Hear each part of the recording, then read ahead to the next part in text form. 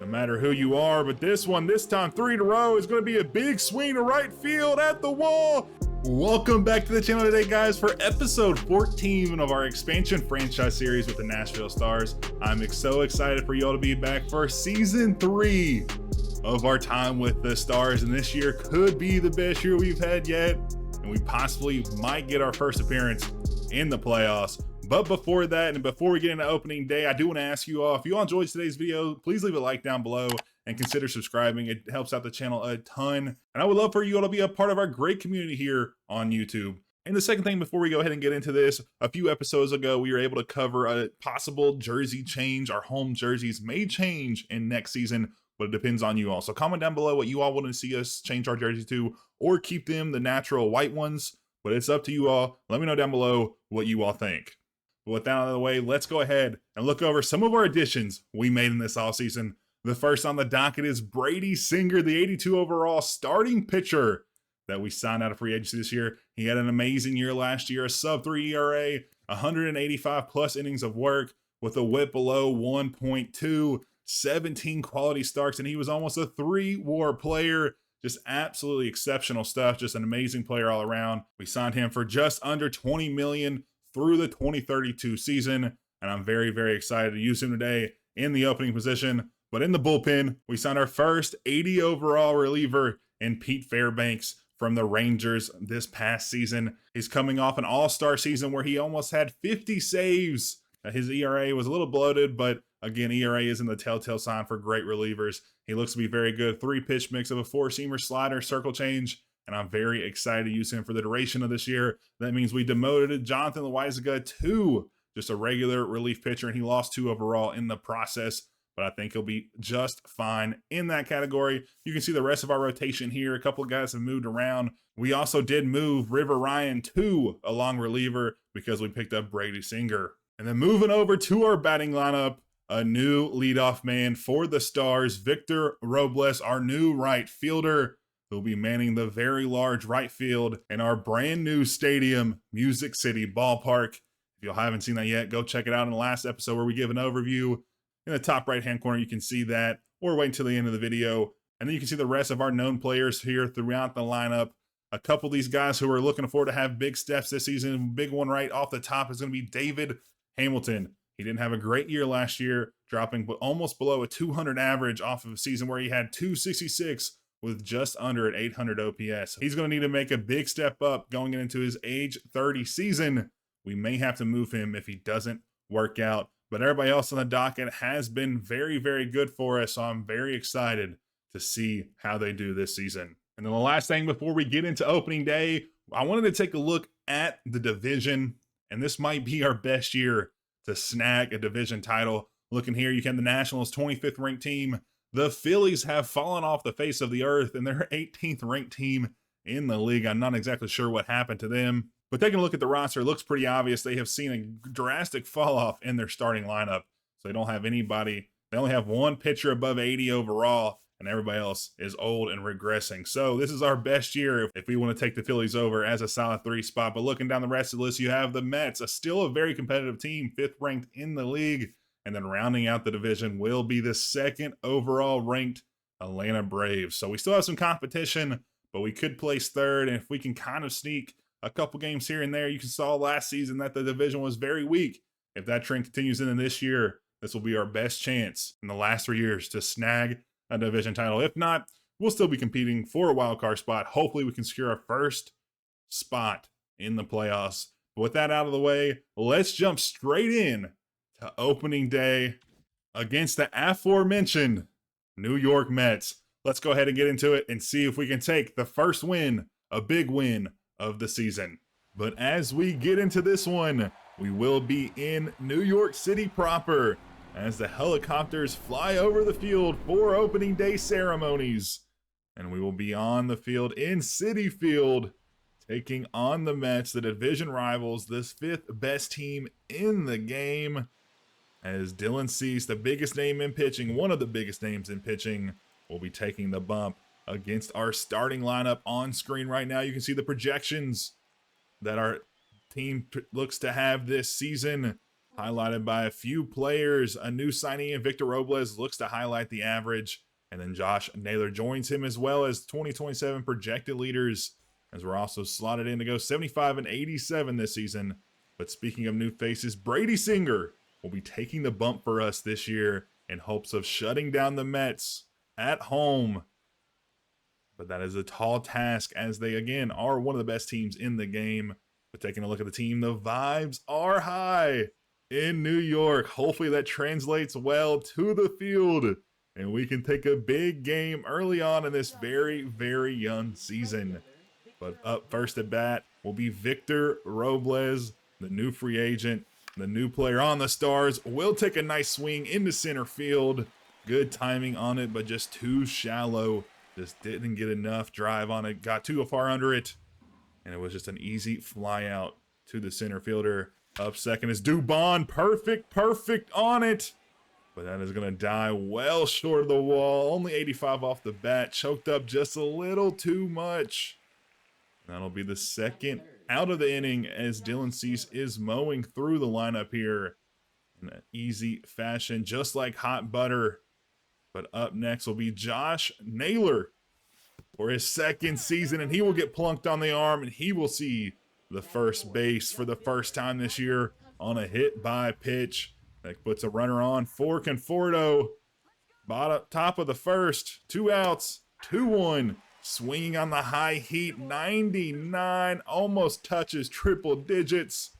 And he was way too late on it. Understandably so. First pitch he sees is a high heat fastball, followed up by another one at 97. A little slower on the gun, but it doesn't matter. 97, 99, it's still difficult to hit, no matter who you are. But this one, this time 3 in a row, is going to be a big swing to right field at the wall. Jumping is Sato, and he robs it. Oh my goodness, what a play out there by the young right fielder. The $700 million man will showcase his defense as well, as Cease is fired up, as that was a 2-run saving catch there at the wall. What a play, but unfortunately we will go scoreless through the first, as Singer will get his first out in the gray unis for the Stars on a ground out to Josh Naylor. A little easy run over there, as we'll highlight the Mets starting lineup. At the top will be Garcia. Looks to have a 286 average this season, followed by some big backs in Lindor and Sato, and even Gallo at the end of the lineup. And then another ground out with runners on. Will work as a sacrifice to get the runners to second and third now with 2 outs.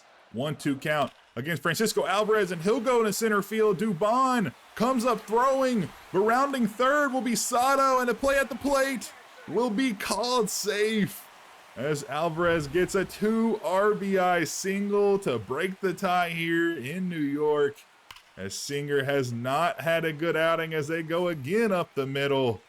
And the Mets hitters are just timing up Singer perfectly in multiple at-bats, as the manager will take a walk out to the mound to settle down Singer. Does it work? And it does, right to Naylor, but it's a run to the bag, a little closer than we would have liked, as Singer didn't move to cover the bags, but Naylor makes a good play. But flashing ahead to the bottom of the second, a scary hitter at the plate will be Gallo, but he'll go down looking on a nice sinker down and away for the strikeout. But up here through the middle, they were stealing on a hit and run. It was a perfectly timed hit and run, as Hamilton was out of position to make that play. He wasn't able to get his momentum to come back and get it, so there'll be runners at the corners, and this will be Francisco Lindor to left field, as Conforto's not able to get there. And they will send the runner around third, Keith to home, but another close play will be called safe, and that'll be another 2-run RBI hit for the Mets today. Oh no, this one is getting out of hand. A Singer almost makes a great play, but it goes off the bottom of his glove, and it'll be a drop call, but it wasn't even close, as that would have been called safe regardless. And this is a 5-0 ball game, and when it rains, it pours, as that one just sneaks over the bag for another hit. And can Singer even get out of the second inning as we go to the bullpen to warm up an arm? He just needs one more out, 1-1 count on top of it to Naylor. And that will end the inning. But it doesn't come before damage was already dealt with 3 runs coming across in the second for the Mets. Joined back with Victor Robles in the second at bat. He will go 109 into left field. But with it being so shallow, we won't send Hamilton around third. So we'll have runners at the corners. Dubon back up after having a great swing in his last at bat. Another decent one, but it's straight to the center fielder. Good speed at third, so they'll send him. And it won't be as close as we thought as the boys put a crooked number on the board to get back within 4. But coming into the bottom of the third, it doesn't matter as Luis Angel Acuna will go deep to center field as he's going around second. 92 speed. Do we have it? Perfect throw, but it's a called safe at the third base bag. And that will end Brady Singer's day as he will get pulled in relief. Singer just not having a great day. Just got hit all around. 8+ hits. Sorry, River Ryan will be coming on in relief. The young righty had a great year last year. You can see on screen. Just didn't make the starting rotation this year, but we didn't want to put him back down in AAA because he has some very, very good stuff. So we kept him up in the long reliever position for the duration of this short season so far. First at batter he will face will be a simple fly out to center field. That is a great way to start his relief tenure here against the Mets. But back up, bottom of the 5th, he'll walk the bases loaded, and it's Joey Gallo up at the plate, but he'll be sit down for another strikeout looking. The high heat 97 right on the edge of the zone will be a perfect pitch to get out of the jam. And back with another one, a slider, called a strike 3, 2 perfect pitches to get out of that inning. As Sato does his trademark shuffle, 2-2 count, swings and misses. 0 for 3 start today for Sato, as he will get a little bit big-headed there and head back to the dugout. Hitless today. Top of the 7th, Caratini sees what he likes, and that is deep. 103 off the bat to center field. 444, call it Wendy's. To dead center, and that one won't be coming back today, as that puts 2 on the board for the Stars to get within 3, as they add another crooked number to the 7th inning, and they get back in this one as the Mets have been held to no runs in a few innings here. The Stars are starting to heat up, but we'll take another look at it. Caratini went down and got that in the bottom of the zone, but elevated it perfectly and took a big hack, 103.4 off the bat. And that'll be gone in every ballpark around the country. Graham Polly up for his third at bat today. He gets a good hit on it, and that'll be deep to the field at the wall. And they'll make a great play. Oh my goodness, the center fielder, the no-look underhand, Drew Gilbert, makes an insane play at the warning track. Oh my goodness, the no-look. Twists his body into a weird position as we go for the slow-mo and somehow doesn't faceplant into the wall. And that'll be a big saving catch as the boys will come up in the top of the 9th. Last chance here. Josh Smith on to bat. 1 for 3 today. Does he have it? As he'll foul off another after swinging through that slider. 1-2 count, 2 outs, right to Lindor, a little liner, and that will end the inning as the Mets will take it here as they struck early and got 6 on the board before the 3rd inning. And they will be a big, happy fan base after that one, taking on the division rivals. The Stars, 3 hits, 3 runs, 2 errors. Not a great slash line today. The Mets, 6 runs, 12 hits. A very good performance to them. The Stars, very efficient, just couldn't get enough on the board. The Mets, less efficient, but we're able to get a ton of runs across the plate. But as we get to the end of this one, we'll see some notable players. A lot of our guys went 0 for today. Caratini with the big homer, 2 RBI day today. And then Brady Singer didn't get it out of the third inning. Allowed 8 hits, 1 walk with only 1 strikeout, and 4 earned runs. Sisto, on the other hand, went 5 innings. A very good outing today. Didn't have the strikeouts he usually does, but only allowed 2 hits. As Francisco Lindor will take the player of the game, 2 for 5, 2 doubles, 2 RBIs. Very good performance for a couple of the top guys. But Sato, as we noticed, was hitless today. Very interesting stuff. But let's go ahead and get into some of our changes we made to the scouts this season. But as we get into this young season, I do want to highlight some of our scouts so far. We have made a significant change this year. I don't really have any rules around our scouts so far. I just don't want to hire all 3 new ones or have the best ones. So I want to try to keep all of our guys that we hire under 100,000. You can still get some good guys that way, but we did hire Brandon Blair to be our scout that's going to go after top position player prospects this season. We fired the guy, I'm not even sure who it was. We fired him. He was more of a pitching focused guy. His efficiency was all right, but everything else was around those mid 70s, high 70s. So we went ahead and got a guy that's specifically going to go after position players, and we haven't changed anybody else. Chris Ibanez will be our discovery player like he's been the last 2 seasons, and then Gary Dunbar will go after pitchers. We'll probably change him next season, but for now we're going to keep him as is. And as we were simulating a few weeks ahead, we will join up with Reid Detmers in an amazing moment where he has a chance to go for a no-no in the 8th inning. But unfortunately, I fat thumbed it and I wasn't able to get any clips of it. But he did complete the no-hitter. 9 innings, no hits, no runs, no earned runs either. 2 walks, 9 strikeouts for his first win in amazing fashion. And it was just a great performance by him. And I will say I'm pretty upset with myself for not getting some clips. But regardless, Reid Detmers throws our very first no-hitter in Nashville Stars history. But after that great performance, we get out of simulation 14 games through the season. We're 2 games off 500, 2 games off the lead in the division, a little bit ahead above the Phillies as well. But let's go ahead and take a look at some of the guys who've been showcasing their talents this year. And first person we're going to see is David Hamilton. Having even a worse start to the season than he did last year. We're going to ignore him. Victor Robles, a new signee, a 340 average starting out here. Very, very good start to him. And then Graham Polley, the second-year player, back in the back of the lineup, a 286 start to the season, and highlighted by a 2-homer game back a couple weeks ago, or a couple days ago, not a couple weeks ago. So a very, very good start by him. And then Eggy Rosario coming off the bench. He specifically bats against lefties, a platoon player for us, but in 25 at-bats is hitting .320. He probably won't see an increase in at-bats just because he's so good against lefties. And we have a decent third baseman against righties now. And then Johnny DeLuca, the demoted center fielder, coming off the bench for us in some spot scenarios.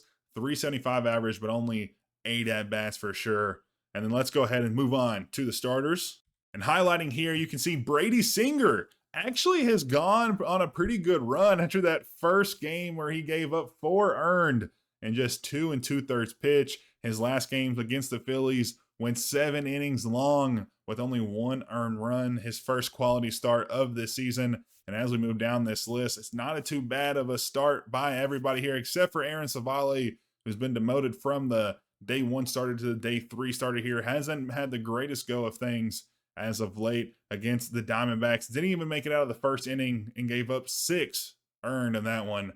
Not what you want to see, but hopefully you can tone it down here. And then again, Reid Detmers coming off a no-no in the last game that he pitched. And then moving on to our relievers, nothing to call home about. Our Rule 5 player we drafted this past offseason hasn't been that great. 8 innings of work, 4.5 ERA. He does have a whip below 1.3, so maybe he's doing well, just the ERA isn't there for him.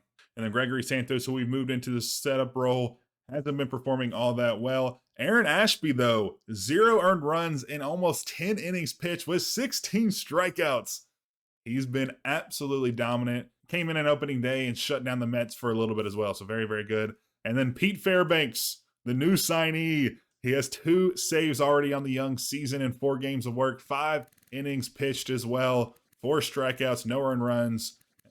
and has been a very, very good arm out of the bullpen and a very good signee so far this season. And then the last thing I wanted to cover before we get into the rest of the season is our top prospects. So you can see our top 9 on screen right now, highlighted by Chris Patton, who's made the jump to AAA this season. And in 3 games of work, he's coming out of the bullpen, it seems. So we're going to have to rearrange that. Didn't realize they promoted him. We promoted him, and we didn't put him in the starting rotation. Interesting enough, but we'll go change that. But hasn't been that bad. 5 earned through, 11 innings pitch, 4 ERA, 8 strikeouts. Not too shabby, but hopefully as he moves into the starting lineup the rest of the season, he'll keep that up.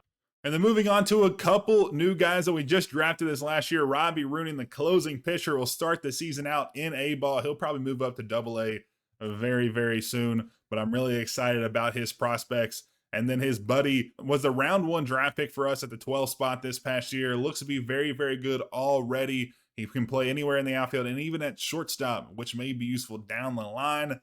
He is going to be very useful for us. Hasn't started out in AA, but he may make the move very, very quick. And then we have Ellis Strickland, PJ Morlando, George Lambar Jr., Micah Bell, who you've all seen multiple times before. And then Robert Gale, drafted in round 5 of this last draft. Has some decent speed, definitely an 80 grade speed player, and has 3 quirks as a round 5 player, 18 years old.